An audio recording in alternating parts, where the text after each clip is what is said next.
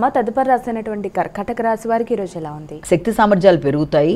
విశేషంగా కృషి చేసి అనుకున్న పనులలో అనుకున్నట్టుగా సాధించడానికి ఆర్థిక విషయాలు కావచ్చు, లేకపోతే మీ వ్యక్తిగత విషయాల్లో విజయం కొరకు మీరు చేసే ప్రయత్నాల్లో ఎక్కువ ఎఫర్ట్స్ ఉపయోగిస్తూ మీరు ముందుకు వెళ్ళడానికి చేసే పనులలో చక్కగా అనుకున్న పనులు సాధించుకోగలుగుతారు. వృత్తిపరమైన విషయాల్లో కొత్త అవకాశాలు లాంటివి లభ్యమవ్వడం, దాని పరంగా ముందుకు వెళ్ళడం, విద్యాపరమైన విషయాల్లో కూడా హయ్యర్ ఎడ్యుకేషన్ కోసం ప్రయత్నం చేసే వారికి దానికి సంబంధించిన అవకాశాలు లభ్యమవ్వడం లాంటిది ఇవన్నీ కూడా చాలా వరకు అనుకూలంగా ఉంటాయి. సింహరాశి.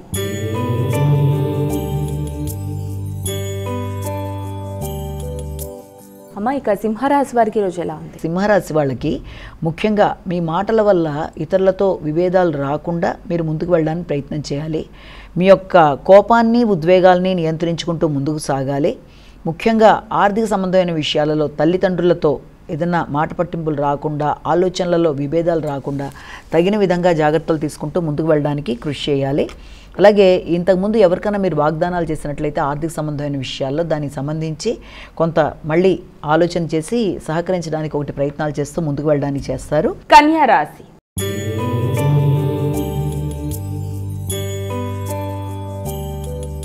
అమ్మ తదుపరి రాసినటువంటి కన్యా రాశి వారికి ఈరోజు రాశిఫలాలు ఏ విధంగా ఉన్నాయి?